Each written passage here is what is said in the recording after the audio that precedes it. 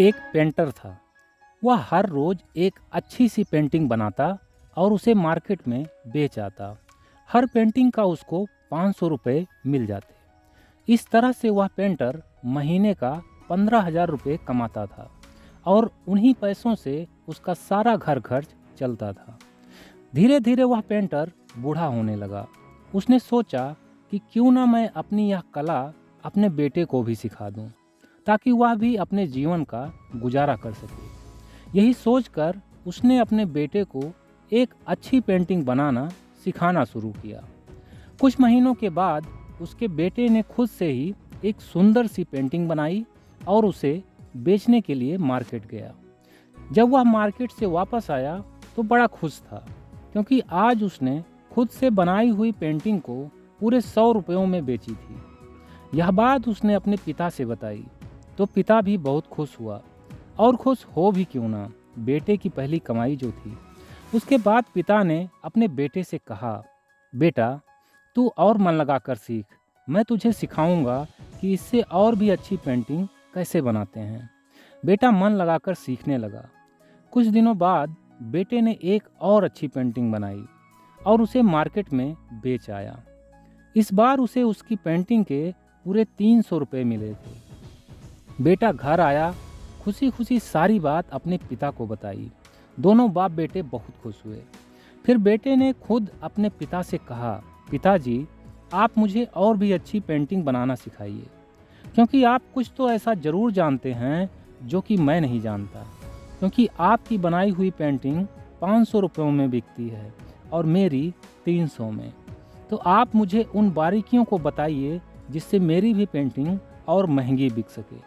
पिता ने उसे एक अच्छी पेंटिंग की बारीकियों को समझाना शुरू कर दिया। कुछ ही दिनों के बाद उस लड़के ने मेहनत करके एक शानदार पेंटिंग बनाई और खुशी खुशी उसे बेचने मार्केट गया। पेंटिंग काफ़ी अच्छी बनी थी, इसीलिए उसे इस बार उसकी पेंटिंग के पूरे 800 रुपये मिले। अपने हाथों से बनाई हुई एक पेंटिंग के 800 रुपये पाकर वह लड़का बहुत खुश हुआ और खुशी से झूमता हुआ अपने घर पहुंचा और पिताजी को बताया कि आज मेरी पेंटिंग के पूरे 800 रुपये मिले हैं। पिता भी बहुत खुश हुआ।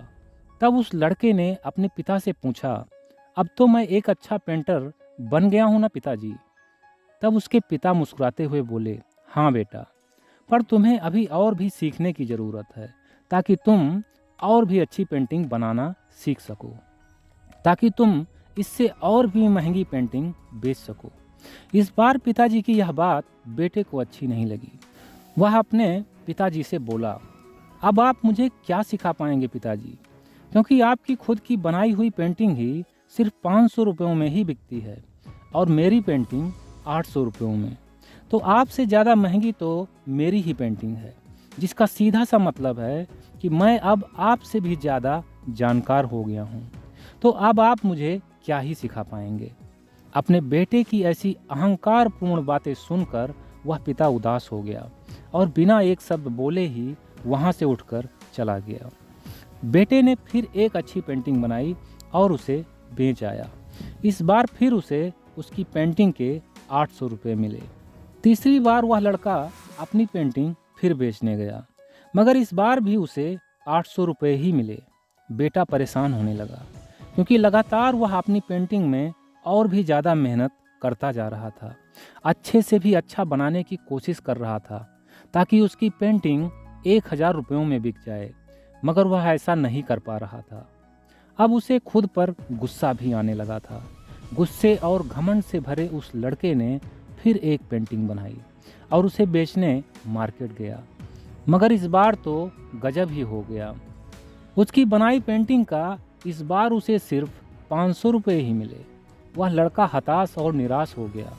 उसका सारा घमंड, सारा गुरूर चकनाचूर हो गया था, क्योंकि आज तक उसने ऐसा कभी देखा ही नहीं था कि उसके पिता की बनाई हुई पेंटिंग 500 रुपयों के बजाय 400 में भी बिकी हो। पिता की बनाई हुई हर पेंटिंग 500 रुपयों में ही बिकती थी, मगर आज उसकी बनाई हुई पेंटिंग का रेट घट चुका था। यही बात उसके बेटे को सबसे ज़्यादा चुभ रही थी। वह बेटा उदास मन से अपने पिता के पास जाता है और सारी बात पिता से बताकर रोने लगता है। तब उसके पिताजी उससे कहते हैं, बेटे, ठीक तुम्हारी ही तरह मैंने भी अहंकार में आकर अपने पिताजी से पेंटिंग की बारीकियों को सीखने से मना कर दिया था, क्योंकि उस समय मेरे पिताजी की बनाई हुई पेंटिंग सिर्फ 200 रुपयों में ही बिका करती थी और उस वक्त मैंने अपनी पेंटिंग को 500 रुपयों में बेचा था। उसी दिन से मुझे भी घमंड आ गया था। तब से लेकर आज तक मैं 500 रुपयों से ऊपर अपनी पेंटिंग को नहीं बेच पाया, क्योंकि मैंने सीखना बंद कर दिया था और वही तुमने भी किया है। लेकिन अगर आज से ही तुम फिर से सीखना शुरू कर दो तो निश्चित है कि एक ना एक दिन तुम्हारी हर एक पेंटिंग 1000-2000 की भी बिकेगी। अपने पिता के द्वारा कही गई बातों को उस लड़के ने अपने दिलो दिमाग में अच्छी तरह से बैठा लिया और उसी दिन से वह निरंतर जी तोड़ मेहनत करता गया। पिता द्वारा बताई गई हर एक बारीकियों को सीखता समझता गया और वर्षों बाद वह भी दिन आया जब पिताजी के द्वारा कही गई हर एक बात सच साबित हुई और वह लड़का महंगी से महंगी पेंटिंग बेचने में कामयाब हो गया। दोस्तों, इस कहानी के माध्यम से मैं आप सभी को सिर्फ एक ही मैसेज देना चाहता हूँ कि हम सभी को कभी भी सीखना बंद नहीं करना चाहिए, क्योंकि जितना ही ज़्यादा हम सीखते जाएंगे उतना ही ज़्यादा हम परिपक्व होते जाएंगे, उतने ही ज़्यादा हम कामयाब होते जाएंगे। मिसाइल मैन के नाम से जाने जाने वाले मशहूर साइंटिस्ट और हमारे भारतवर्ष के पूर्व राष्ट्रपति रह चुके डॉक्टर APJ अब्दुल कलाम ने भी कहा था कि हमें अपने अंदर के विद्यार्थी को कभी भी मरने नहीं देना चाहिए और एक विद्यार्थी की ही भांति सदैव सीखते और प्रयोग करते रहना चाहिए। तभी हम अपने जीवन में असीम उपलब्धियों को प्राप्त कर पाएंगे। दोस्तों, अगर आप अपने जीवन में असीम सफलताओं को प्राप्त करना चाहते हैं तो छोटी छोटी सफलताओं को एंजॉय करने में अपना समय बर्बाद मत करें। छोटी सफलता का घमंड मत पालें, नहीं तो आप बड़ी सफलता को कभी छू भी नहीं पाएंगे।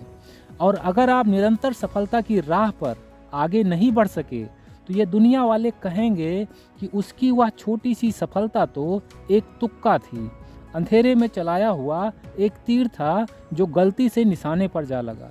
इसीलिए कहता हूँ कि छोटी छोटी सफलताओं का गुणगान मत कीजिए, बल्कि उन्हें अपनी असीम सफलताओं की सीढ़ी बनाइए और बिना रुके, बिना थके, बिना झुके अपनी मंजिल, अपने लक्ष्य की तरफ निरंतर बढ़ते चले जाइए और अपने दम पर एक स्वर्णिम इतिहास का निर्माण कीजिए।